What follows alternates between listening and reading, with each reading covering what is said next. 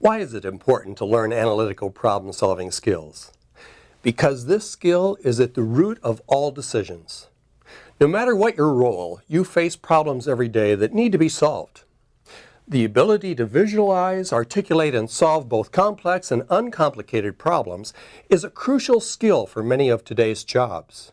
But what you may not know is that this skill can be developed, thus providing you with an easy way to consistently arrive at effective and satisfying solutions.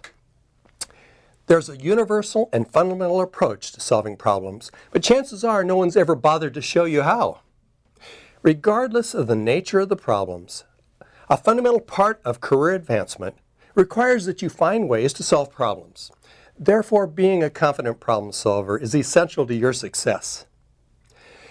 Good analytical problem solving involves identifying a particular problem, isolating the components, and then focusing on the part of the problem that needs to be solved. In most cases, there are key components of any problem, and there are very specific solutions for each component.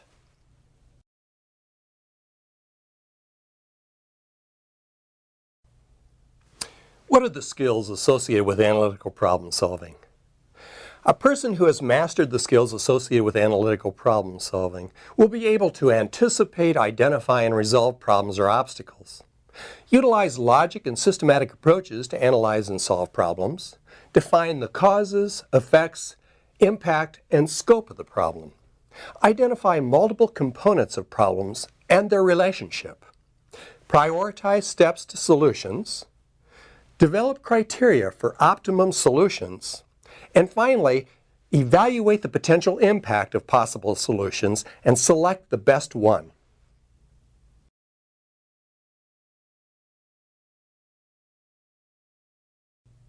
While every problem requires an approach that is unique to that situation, there are some steps that provide us with the ideal model for problem solving.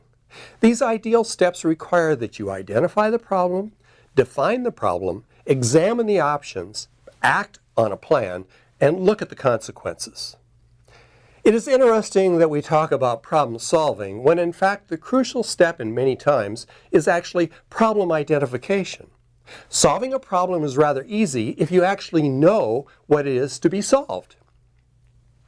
I often think about how easy it would be for an auto mechanic to repair my car if I identified the problem for him. Many times the real cost and the skill that you're paying for is the skill of problem identification.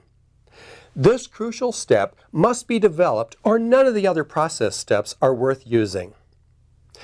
Problem identification clearly articulates the decision maker's options by narrowing the scope into manageable and specific concerns to be solved.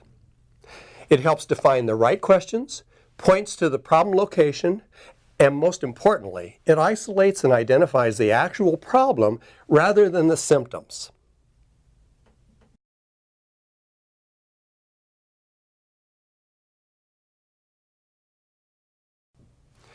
Another approach involves staged approach. Stage one is again problem identification. This stage requires that you clarify the nature of the problem, formulate questions, gather information systematically, collate and organize all data, condense and summarize information, and define the desired outcome. By the way, when you do discover a problem, recognize that you must solve the problem within the organizational system and the structure.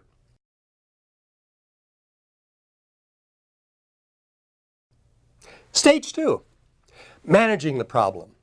This stage requires that you use the information gathered effectively. Break down a problem into smaller, more manageable parts. Use techniques such as brainstorming and lateral thinking to consider all the options. Analyze options in greater detail and identify steps that can be taken to achieve the objective.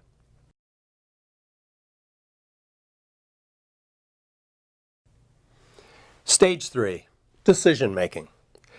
This stage requires that you prioritize possible options for what action to take. Gather additional information before taking action.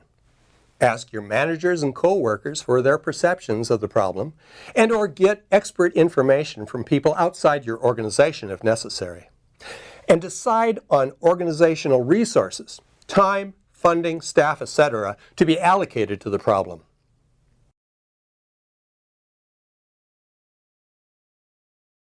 Stage 4, resolving the problem.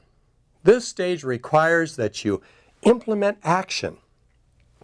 Provide information to other stakeholders, including delegating specific tasks, and review progress.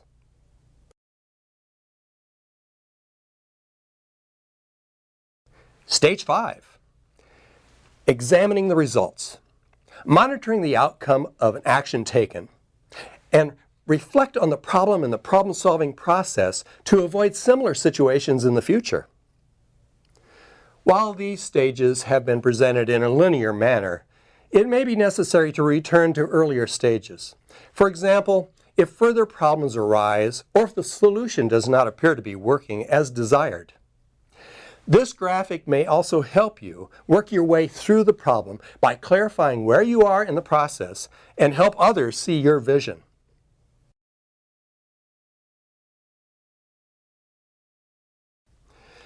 While we have provided you with specific steps for developing analytical problem solving, as is true with all of these soft skills, you need to practice and gain experience to become proficient.